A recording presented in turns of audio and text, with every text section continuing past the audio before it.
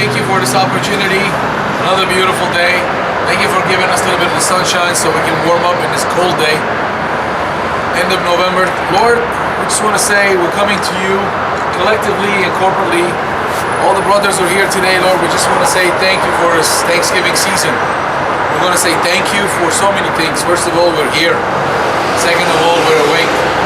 Third of all, we're messed up. Most of us are, seems to be everyone sober today. I'm very glad, and we are so ready to listen from you, Lord. Just want to say what a great opportunity. You're straightening us, Lord, that you've given us this information. Lord, we just want to say thank you for the great food was provided to us by Sister Elizabeth today, Lord, for Thanksgiving, for all the brothers and sisters to eat, to be nourished and celebrate. Lord, we just want to say thank you for the word that you are about to teach us. May you decrease me and increase you. Lord, just penetrate these brothers in their hearts. Thank you for Brother Jay to join us back today. He was able to. And bless them, Lord. Bless them tomorrow for their guide to the feed so they can celebrate Thanksgiving with everyone. Just want to say, you're an amazing God in Jesus' name. Amen. Last week, first part of Matthew chapter 15, how the religious leaders were trying to find something on Jesus, and they picked on his disciples not washing their hands. Remember, we studied that in details. They couldn't find nothing else, so they had to pick on him. So they said, you know what, your disciples are not washing their hands, and that's the law, and why? And so Jesus answered them, and he said, how come you don't honor your parents? They're talking about washing hands. He comes at them at honoring your parents. And he says, and you cheat. Then, what he was saying is, the washing of hands is not part of the 10 Commandments. But honoring your parents is part of the 10 Commandments. And honoring your parents, you're trying to cheat your parents by what? By saying that it's a korban, you're putting your money into a treasure in a bank account or somewhere. You're saying it is dedicated to the Lord. You're not necessarily giving it to the Lord, okay? Remember this. You're saying, my money that I have on the side is for the Lord.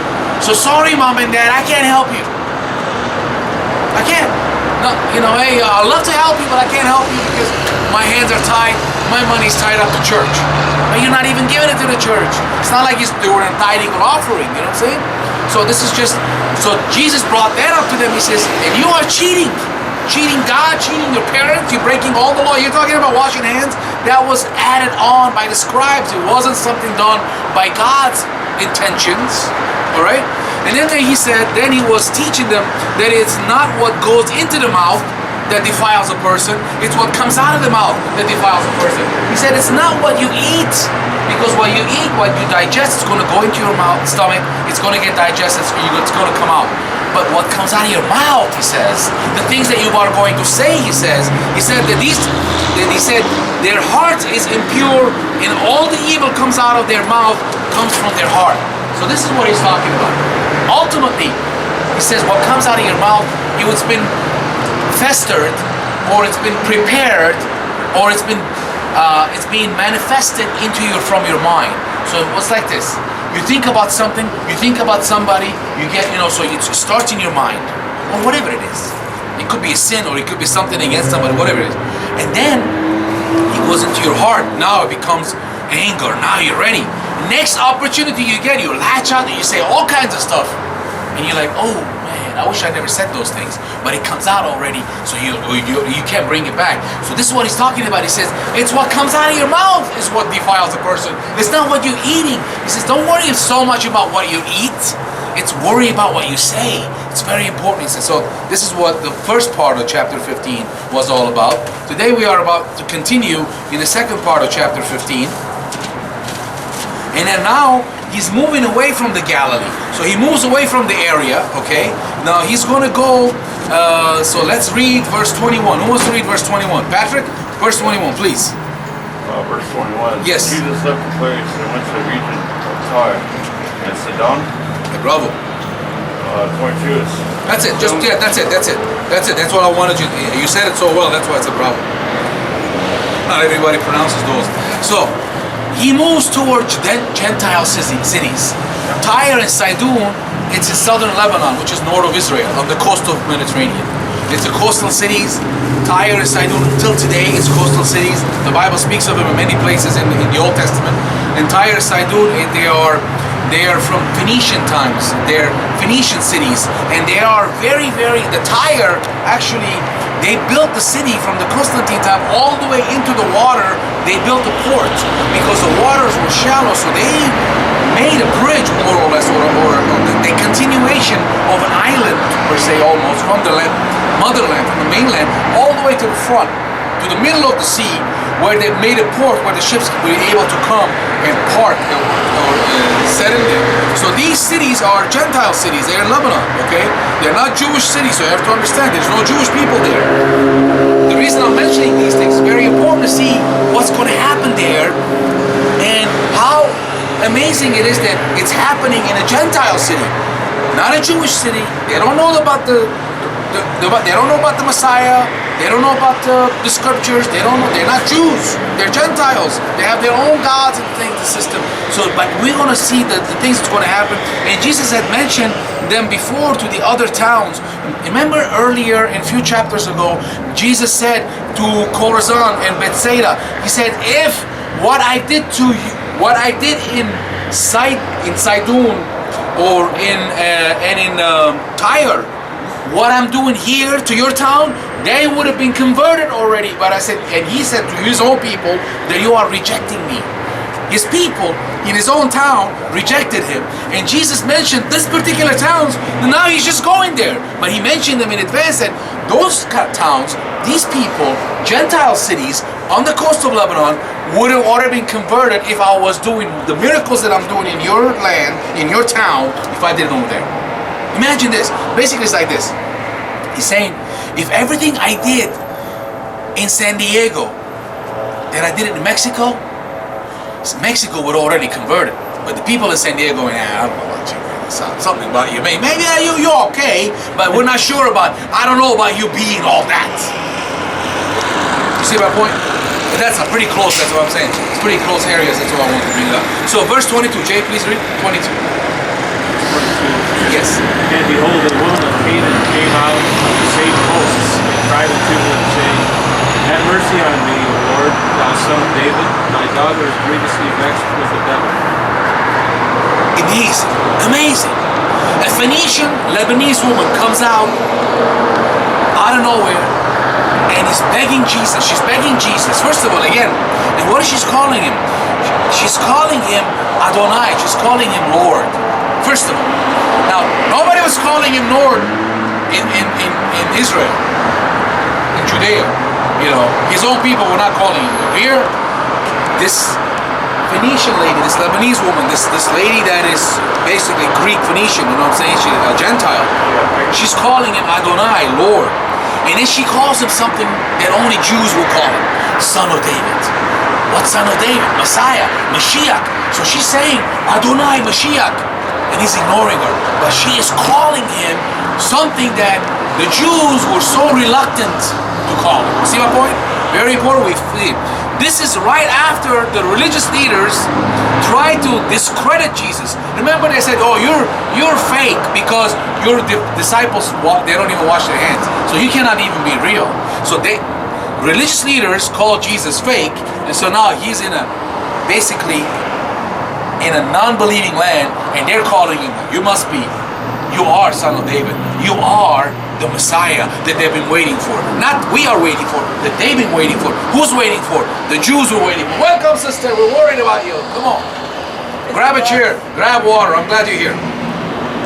So basically we're seeing here's a Gentile woman from another country, declares her needs are her daughters, that her needs are. She's telling Jesus, basically right here, verse 22, and she says, have mercy on me, O Lord, Adonai, son of David, Mashiach. My daughter is severely demon-possessed. She had a need, and she comes to him. She's like, listen, I don't know about what they're saying about you. They're not saying about you. Listen, all I know is one thing. I know my faith says you are the man, and I'm coming to you, and I need your help because nobody else can help. All these other Ashtaroth and all these other gods that we supposedly believe in, I went to all of them. I lit all kinds of candles. I did all kinds of worship. I got nothing. My daughter's still messed up. I need your help. Could you please do something? So, verse 23, Brad.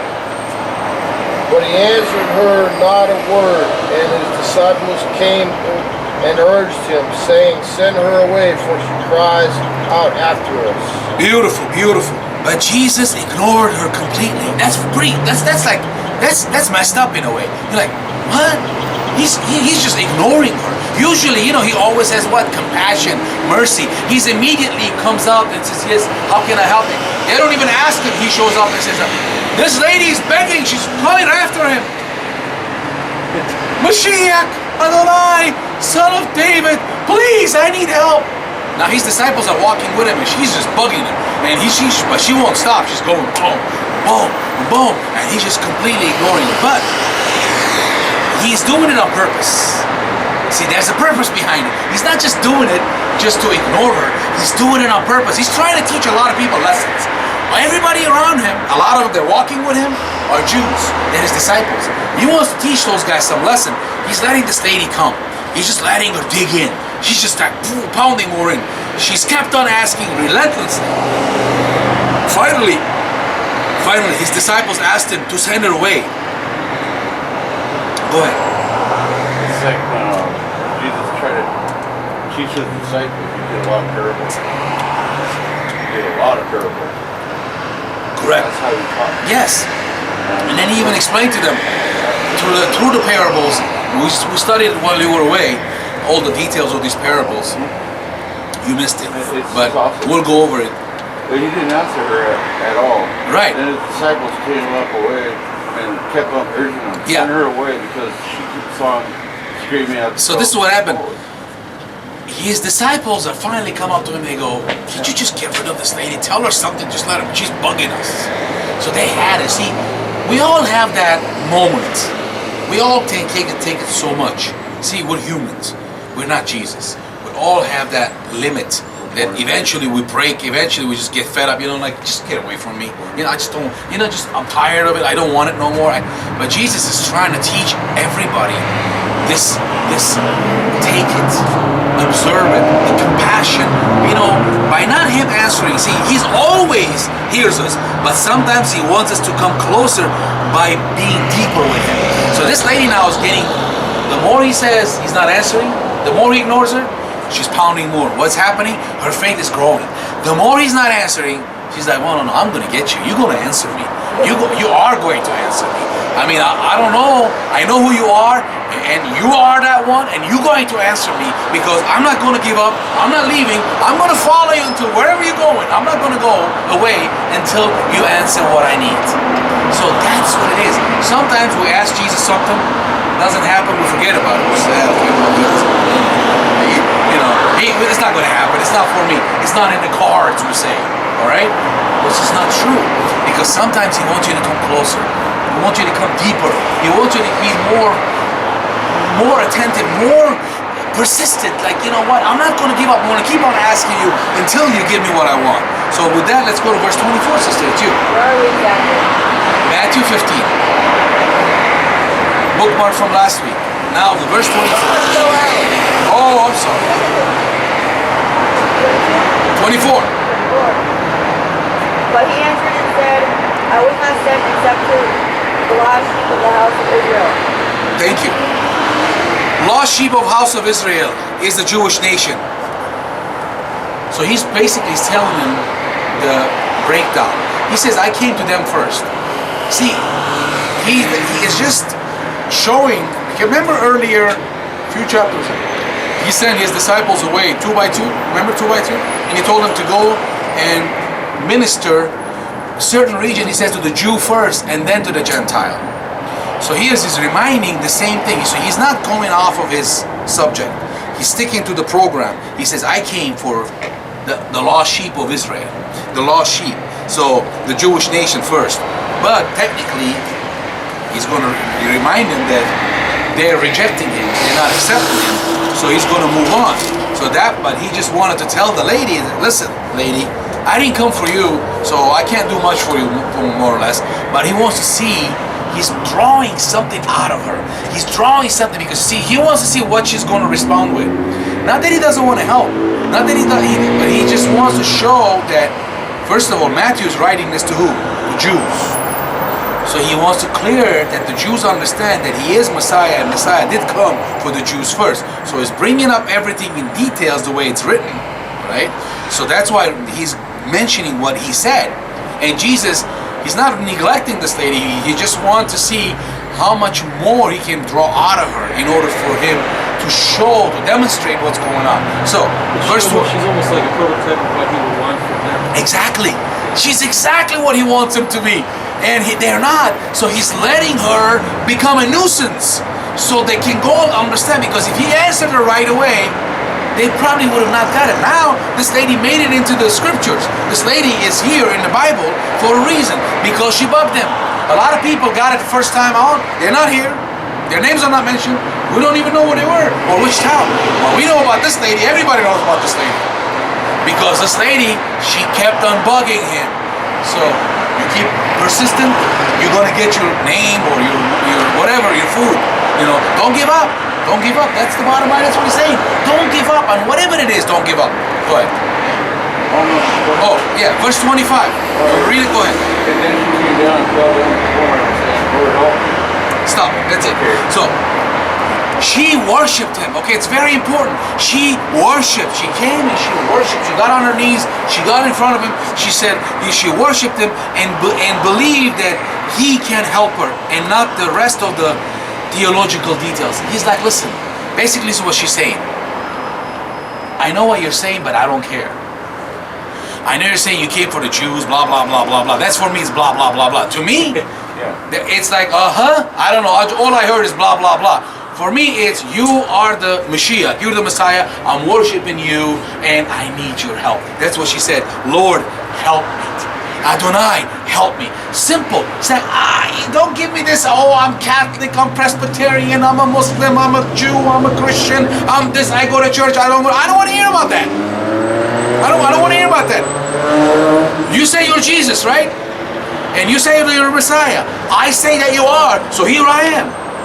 Come on, let's go. I don't want to hear the rest of this theological things. It doesn't interest me. The lady's like, listen, I got a need. I got a problem, okay? I'm coming to you because you're the only one who can solve this problem. You're the only one who's capable of it. So you are the Messiah. You are the Mashiach. You are Yeshua. You are Jesus. So I'm here to you. Please, don't tell me these details. I'm a Gentile, a Jew. I'm not interested. Right? This is a great example to us. We don't have to sit there and, he's this and he's that, this person. Listen, if they come here today, I don't care if they rejected Jesus until an hour ago. If they're here right now, they go, yes, amen. Hey, amen, it's good. Bravo, that's what we need. The whole idea is, it doesn't matter how and where they come from and where and as long as they end up believing in him. That's what he's talking to us. He's teaching us, believe in me, I am the one. She came for him, for her daughter, and as a parent, asking, praying for her child, as an intercessor, okay? Cried out and saying, Lord, help me. See, she's intercessor. She didn't come for her own need. She didn't come say, my back hurts. She didn't come and say, I have this blood flow. She didn't come say, I'm paralyzed. It's not about her. She's interceding for her daughter. It's another huge thing. It's every single one of us how to pray for one another. You hang out here. We've been coming here long enough. Many of you know each other's dilemmas. So sometimes in your prayers, you mention that person to the Lord. Say, you know what, Lord, can you just, Johnny, for example, Lord, I'm praying for my brother Patrick. Just give him the strength to stay close to you. He loves you. He wants to keep on staying close. I'm just praying. So that's interceding. That God loves those kind of things. He's like, yeah, baby. That's what I'm talking about. Give my sisters the strength to stay sober. How many days now? 73, amen. See, that's why we're counting days. So, Lord, we pray that she will do 373 and 470. Lord, just give her at least 74. You know what I'm saying? Just pray for that little things, because the whole thing is, interceding for somebody else, not just by you. Oh, I want. Okay, yeah, I want. It's great. But you know what? Mention somebody else too that they want. You know, Brad's going to be doing the whole work for the next season, for the Christmas. He's going to be Santa Claus. So we have to pray for him so he can have the strength to be there every day, cold, rain, shine, whatever it is. Ring that bell. You know, raise some money for the needy, for the Salvation Army, and also give him the strength so he can keep on doing it. So That's one big Santa Claus. yeah, that's a one big Santa Claus. And he's looking good with that beard, isn't he? So with that, let's go to Santa Claus, verse 26. But he answered and said, It is not good to take the children's bread and throw it to the little dogs. Uh-oh. I see a lot of people, including myself, several years ago, had a problem with this verse. Several years ago, I had a big fight with the pastor several times over this. I'm like, come on. You want me to believe this man? You want me to follow this book? Did you see what he called me? He called me a dog. I said, come on.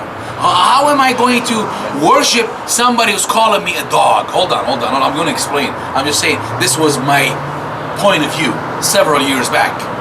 When I first or second time or the third time I read it, but finally it cleared. But until it cleared, it took me a minute. Basically what it is this, he pushed her more. You see, Jesus was pushing. He wanted, again, it's teaching everybody. See, the whole thing, you have to picture the view. They're walking in this Mediterranean shoreline. Beautiful, the waves are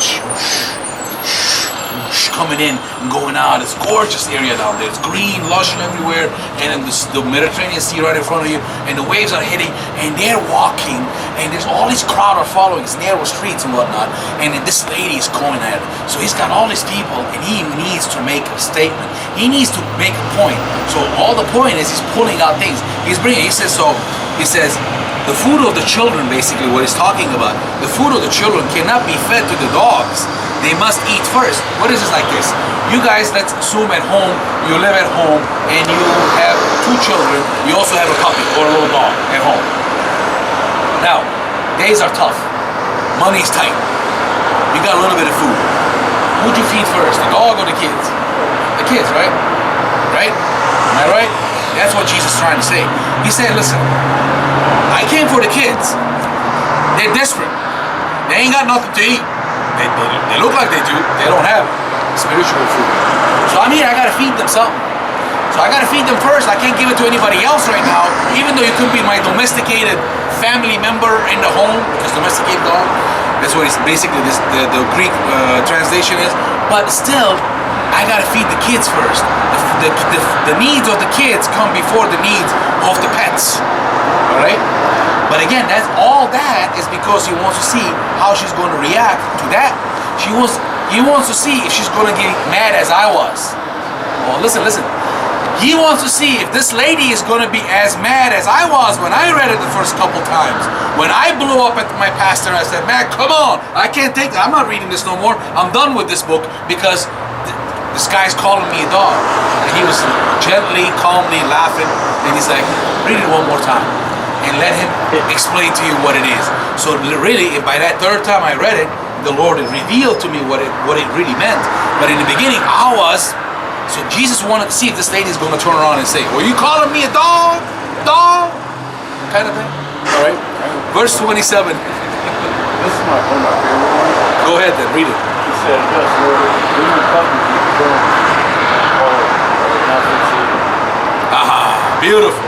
Did you guys hear that? It's a beautiful thing. So what she didn't lose, she didn't turn green, she didn't get mad, she didn't come up and say, excuse me, you called me what? She didn't say none of that.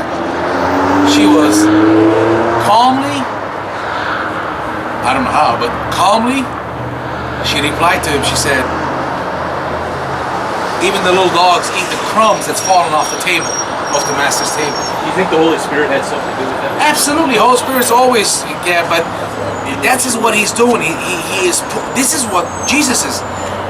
He won't have a conversation long with anybody unless, remember, Jesus prays more than he speaks. So every time he's praying, he's getting information downloaded from heaven to find out what's the next move is. The next move is they already came, he already knows there's this lady who's going to follow you, she's going to bug the heck out of you, she's going to do all this. just go along with it and work it, because this is what we want the world 2,000 years from now still to see how it's done, because we want them to really understand that, you know, it's not about getting mad, it's not about getting even, it's being persistent. And finally she said, she pushed back with one more faith saying, yes. She said, yes, you're right. She didn't say, what are you talking about? You calling me dog? No. She says, yes, you're correct. But she says, even crumbs from you will be sufficient. Woo! That's basically what she says. She says, even crumbs from you will be sufficient. She's like, I don't even need you to like big old miracle. Just like, you know, just say a whisper from you, it's gonna work, because I know that you're that big. So see, she just went like this. She took a negative say from him and flipped it on him and magnified it. And she said, even a crumb from you, it's gonna be enough. You're right, it's for the children. But even a crumb, I can live with the crumb, I'm okay with that. All the great faith of Jesus came from Gentiles, not Jews, remember that. Remember this, the centurion who came to Jesus with the need of his helper at home, again, interceding for somebody else. He said, you say the word, and I know he's going to get cured, because I am just like you. You're a man of authority. You can't give a command just like I would give a command, and my soldiers would do what I want.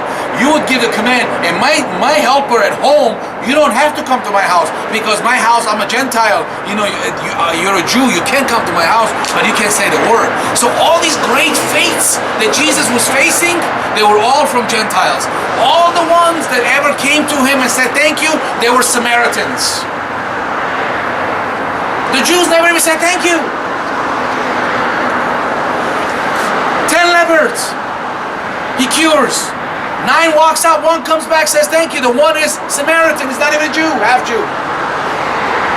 See, all those things, all these amazing faith towards Jesus is coming from Gentiles. Now you see why we're in the picture. Now you see why we're the children. Now you see why we are the bride. Now you see why you're in the program, because of people like this. That centurion, this lady, you guys gotta, when we go to heaven, God's willing, one day when we get home, I gotta find her, and I'm gonna go kiss her, hold her, and kiss her hand, and give her a hug, and say, you know, thank you, because you showed the world about the Gentile love, because you didn't break down. I mean, he put you down, and he just bounced back up. You didn't say, you're like, yeah, you're right, but I'll take whatever. I'll take whatever. That's huge. That's huge, because like I said, when I read it, I was furious. This lady, she was there live. She should have been furious. She wasn't. She wasn't. Very important. Very, very important we understand that she didn't go at him. Bam! She went with him. Yes. So this is what he said. So verse 28. Jay, go ahead, read. 28. Then Jesus answered and said unto her, O woman, great is thy faith. Be it unto thee even as thou wilt. And her daughter was made whole from that very hour. Isn't that amazing? You see, he didn't have to go touch nothing. He knew it. He was like, wow, this is what I'm talking about. Excuse me, boys? Yeah, you 12. Did you see what she just did? You guys watch her? Did you see how this lady worked? Her faith is huge. Her faith got her to do whatever I want. Whatever she wanted from me, it's yes, because of the way she would not back down from her demand, from what she wanted, because she's up. You can do it. I know you can. And only person can do it, it's you. So that's what she did.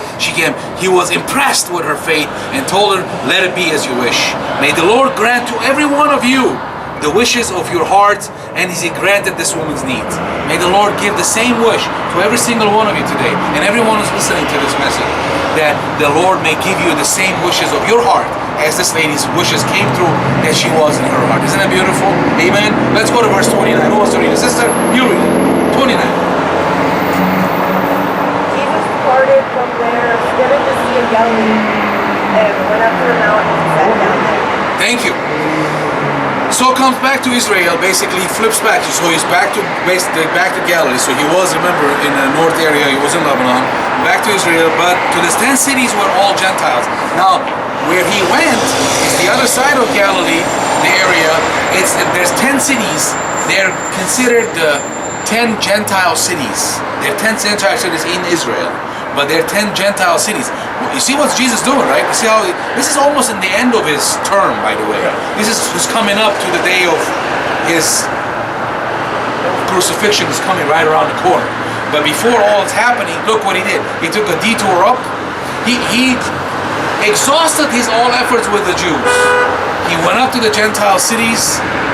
He showed them how that works. Now he's coming into his own land, Gentile cities again. He's showing his disciples and you and I today that Jesus came for everybody, but it was in order. First he went to his own, and then now he's flipping around and he's showing that everybody else is welcome. Amen? Is that good? It's wonderful, I think. So with that, let's go to verse 30. Santa Claus. Today is your Santa Claus. Go for it. Then great multitudes came to him, having with them the lame, blind, mute, maimed, and many others, and they laid them down at Jesus' feet, and he healed them. Did you hear what kind of people they brought? This whole 10 cities are Gentiles, and they brought their mute, their blind, their lame, their maimed, the many others, and they laid them down at Jesus' feet. And they didn't say nothing. They just brought them everybody down. They just brought them all, the thousands of people from all over, 10 cities, coming up to Jesus and bringing everybody. Now, they're not even Jews, guys. And they're bringing it to Jesus, and they're putting all these people that have all these elements. They're like, hey, we don't know how this works. All we know is this. You're the man. Do what you have to do. We believe in you. Not technical questions. Washed your hands, didn't wash your hands. You went through the fields, you ate on a Sabbath, you healed on a Sabbath, didn't you heal on a Sabbath? You know, did you pray it this way, you didn't pray this way? Did you sit down, did you get up? Did you cover your head, did you cover? They didn't ask those questions like the Jews were interrogating Jesus. The Gentiles came and said, hey, we believe, you're the man, do what you gotta do. We're just standing over here and we're amazed. We just wanna enjoy you. Isn't that beautiful that every one of us today, our hearts, you know, we have that faith, and unfortunately our brothers and sisters, the Jews, are still struggling with that, are still struggling with technicalities of Jesus, and they don't want to admit that he is the Messiah as that he claims to be. All right, so more crowds coming, mostly Gentiles, and heals them all.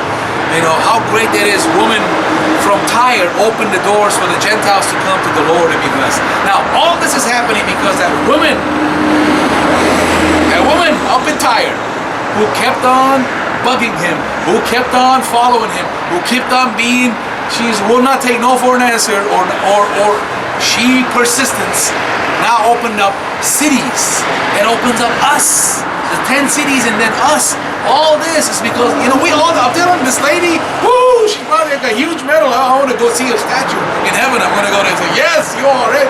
You know, I'm like, wow, how'd you do it?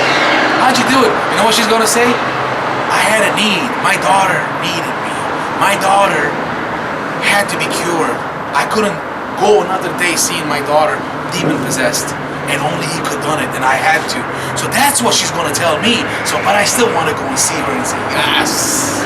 Wow, you are something else, lady. Man, just gotta, give me a high five, high 10, whatever. You're the best. Okay, all the Gentiles were watching her too. She was pleading with Jesus through the streets, and he had her doing that. They were all watching her. Yes. Like, he's not going to help you. Yes, exactly. They were And all when saying. he did say yes, they all. Be done in an hour. Because the more he didn't answer, the more the Jews were saying, he's not going to answer. He came for it. She's a Gentile. He did answer. Yeah, absolutely. That's what I'm saying. That's the beauty about it. See, Jesus, you know, he's so cool. He does things right on, because he knows exactly what people are thinking. So that's the beauty about it. So he's got the advantage of that. So he knows everybody's thinking. So okay, they're thinking this, so I'm going to do this. You know, that's why he always answers you with a question. He never answers a question. He gives you another question. And he's like, huh? Oh, no, wait a minute. We talked about it. Well, hand washing. We're talking about our parents. What does that got to do with anything? He said, well, answer me that. So that's what he does. He's really, I love it. Anyway, verse 31. Who wants to read? Patrick, go. As a result, the crowd was amazed to see those who were unable to talk, speaking, the cripple healed, the lame walking, and the blind seeing. So they all praised God. You see what happened? So all came and all got healed, and all praised the God of. You see, now suddenly it changed. These Gentiles go, wait a minute, man. Well, if there's any God who's serious and real and it's alive, this man's alive. This is it. This is one. This the God of Israel. This man. This is it. Because whatever women believe in him, none of it worked because we've been doing everything we're supposed to, lighting candles, walking on our feet, on our hands, or doing cartwheels, whatever, having temple orgies. None of that worked. And then now he's healing everybody, no questions asked. Any kind of disease, anything. What's wrong with you? Bring it on. Boom, go, good. Next. It's like all I can see is like a lineup. People are coming up the hill, and you know, like somebody's bringing them, of course, because a lot of them are lame and whatnot. They're coming up and they get healed. They're running back. They go, hey, look at me! And it's like everybody's running.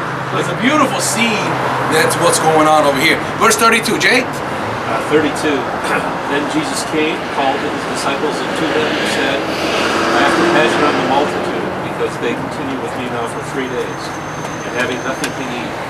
And I will not send them away fasting, unless they faint in the way. Does that remind you or ring a bell? Anybody? Does that ring a bell? This what did you say? What happened? He went over there to. No, but does this ring a bell? When was this? About 2 chapters ago, or 1.5 chapter ago? When the 5,000 men, which was 20,000 people, and he fed them with the two loaves and the 3 fish, right? 4,000 people. So what happened here now? Jesus calls his disciples and another large crowd who had no food, and Jesus asked his disciples to feed them. Second test for them. Remember the first time they failed. So now he's testing me. He was like, it wasn't that long ago, so it just happened. So now he's got another big crowd. That's about 4,000 men this time. So it's probably 15,000 people altogether that's coming in front. And now they're all, and he says, you know, they've been here for 3 days and we need to feed them. And we're going to see what his disciples are going to do this time. Because remember last time they're like, we're in the wilderness. We only got a, value meal here. You know, the what is that? The children's meal. What's it called? Huh? Happy Meal. Happy Meal. Yeah, thank you. Yeah, we only got a Happy Meal here. So how are we going to feed everybody? And he took the Happy Meal and said, Lord, bless it. And then they got extras. So now he's doing the same thing. He wants to see if their faith has gone any bigger or stronger, any change. So let's go to verse 33. Brad, read, please. Then his disciples said to him, where can we get enough bread in the wilderness to fill such a great multitude? Stop.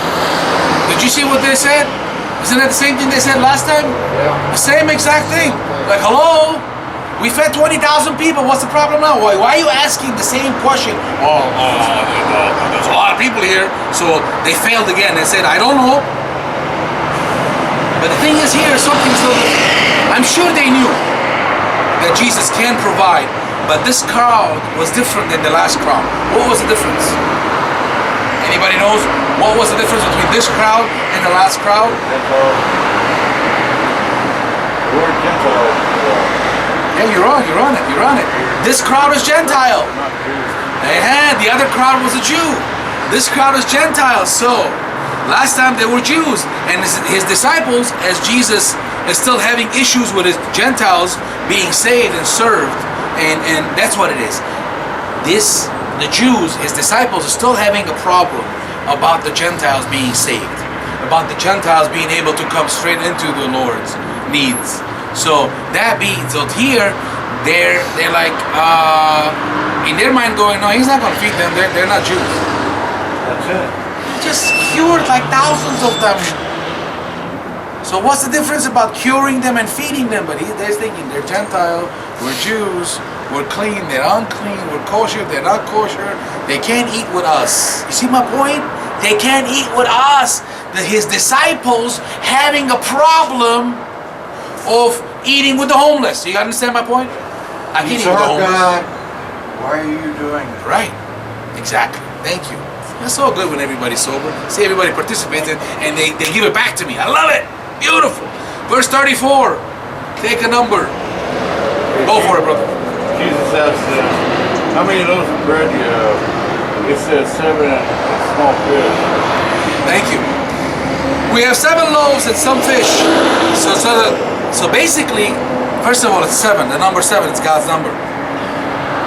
God, the number of completion. Second of all, number 7 again, see?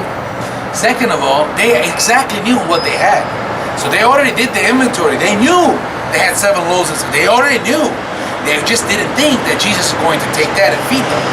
See? The selfish motive, this is what he was talking about, the heart. And he's working with his own. These people walking with him for 3 years now. You figure, okay, by now they should know how it works. They're still having a problem. They're still having a problem because who they are. So here Jesus goes, boom. He tells them, you know what? How much you have? 7 loaves and some fish? Good, fantastic. Sister, go ahead, read 35. So he commanded the multitude to sit down on the ground. Go ahead and finish it. And he took the 7 loaves and the fish and gave thanks, broke them and gave them to his disciples, and the disciples gave to the multitude. So they all ate and were filled, and took up 7 large baskets full of breakfast that were left. Now those who ate were 4,000 men besides them. That's it. Stop right there at the 38. Thank you. So now, Jesus does an encore, basically. It's basically an encore. Sits them down like a banquet. Remember we talked about this. It's a banquet style. Sit down and eat. It's not a buffet. Okay, like we do here every Wednesday after we do service. We eat. We sit down. We eat. It's not a lunch line. We have the food prepared. You know, everybody gets their own plate and everything. It's not a buffet type of thing. You know what I mean? It's a banquet style. We sit and we eat. And this is what he's doing here. He sits them down, and they were almost as many as last time. He fed them banquet style. Exactly. It was 4,000 people. So. And then, Jay, would you finish us up with 39? Sure. Verse 39. And he sent away the multitude and took ship and came into the coasts of Magdala.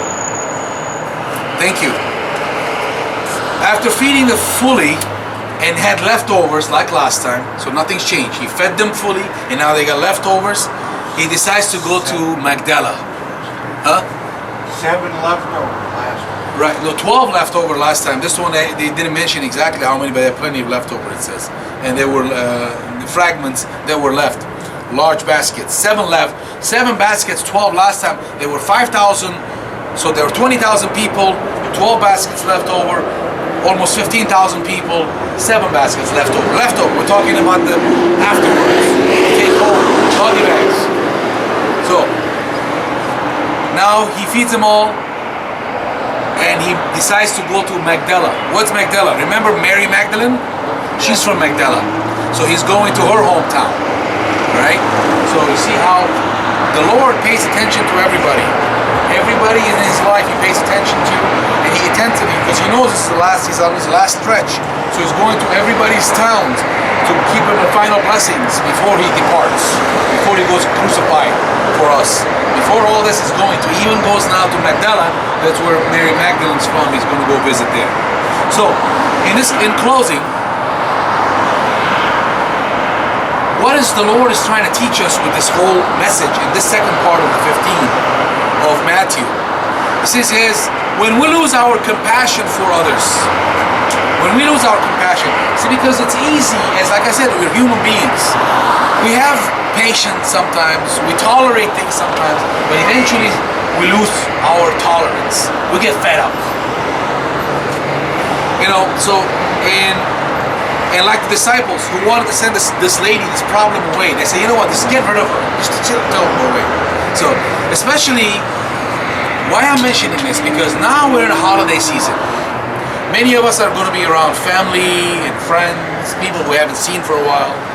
Or in you guys' case, you're going to be around a lot of the people you don't know tomorrow and the next month to come. You're going to be sitting in environments that there's a lot of people, which you might have some things in common with. A lot of them you don't have anything in common, but you're going to be in tables and eating food and discussing something or another with them, and so your tolerance level will be low. Because you don't know them, you don't really care about them, so it's going to be like, you know what, and everybody seems to be wanting to, everybody has a pain. In the regular world and in your world, when I say in your world, it's going to be the outdoors world, has pain. So everybody is thinking about their pain. So pretty much tomorrow, when you sit with 20, 30, 40 people on a table, they all got a pain and everybody's worried about their pain. Oh, I've been doing this. Oh, I got this. Oh, everybody got their problem. No one's going to be, hardly anybody, I can guarantee you, is going to ask you, so, what's up with you? Or, well, you know, they don't want to know about your problem. They're worrying about theirs. The Lord is saying that, especially around this time, but the needs, it will become irritation on us, okay? When a person doesn't have the love of God, they will keep on seeking and whining about their own needs. So when you hear somebody whining, like a broken record about their own problem only, you have to know that they don't have the love of God. This is where you guys are going to play a big role tomorrow. Telling you, I'm preparing you, I'm sending you off to a ministry. Tomorrow, all of you have a ministry to do. Tomorrow, Thanksgiving, all of you are going to touch somebody's heart. Not physical, talking about spiritual. Tomorrow, every one of you have that opportunity to minister. You're going to have the opportunity to witness. You're going to have the opportunity to share the goodness of God regardless of your situation. So you're basically sitting on a table that they already know you're almost like them. One difference, your heart is a totally different place than their heart. Your heart, and God, I'll tell you, the Lord is going to make sure He will sit you next to somebody who needs to hear that. That person is going to be not somebody who's going to be pleasant. It's going to be somebody irritable. So that irritable person, the Lord is going to make them sit next to you, and He's going to make you minister to them. So while you're eating, you're thanking the Lord, you gotta share your happiness regardless of what's going on in your life. The greatness and the goodness and the thank you that you have to say to the Lord in midst of all the things that your life is not perfect. Nobody's life is perfect, but you know your life is not perfect. So but instead of complaining about where you are, you're going to say, you know what? I had a lot of victory this year. I was, you know, all of you have, every single one of you on this right now in this room have victory. A lot of victory. I mean, I'm telling you from the bottom of my heart, I've seen victory in every single one of you. Some of you more often than others, but overall, I've seen victory. So that victory is what you're going to point to. You're going to focus on your victories, not your failures. We're all failures. Not your failures. You're not going to focus on, oh well, man, I slept, I did. No, focus on the victories. You know, I was 73, 74 tomorrow. He goes, 74 days I'm sober. You know, and I go to Bible studies, and I'm sticking with the Lord. I'm walking with the Lord. I'm holding His hand. The Bigfoot's going to say, man, the Lord has been blessing me. He's giving me food, and He's giving me work here and there. He's giving me the health. He's got me this job. I got to do all these. You get a lot of things to be grateful for. Even just to be able to get somebody, two brothers going to be picking you guys up and taking you there. They're going to say, I'm grateful. We had a ride here. We didn't take the bus. We had a taxi. We had a limousine. Picked us up. They brought us here. All these little things that we can all thanking for and show to the person next to you that needs to hear it. This is what the Lord's telling every one of you. Minister to somebody this season, okay? Starting tomorrow. Minister to somebody. Show your love. And I urge you, please don't go there drunk. Don't go there high. You know, especially there. Because you have to, now remember, you're walking ambassadors for God. So tomorrow, it's a big deal. You want to drink tonight. You want to drink again, drink tomorrow night when there's nobody around. Not over there. When you're around people, show them that, you know what, the Lord, not you. You have no choice, not tonight or tomorrow. I'm talking about the rest. You stay out of it. You didn't hear what I just said. You don't have an excuse. You cannot drink, But I'm just saying, because I know, but I'm saying, when you go there tomorrow, it's important to show that you're representing for God. You are an ambassador, regardless of your situation. And the Lord will use that. And He's going to glorify you and Him and the person you are going to minister. Amen? May the Lord bless you. May the Lord protect you. May the Lord put a hedge of protection around you and give you the strength tomorrow to minister to as many people as possible. In Jesus' name, amen. God bless you guys. Let me go bring the food. He's got amazing food Mama made for us. We have water there. Oh, it's amazing. I'm going to bring it right now. We're going to eat together. And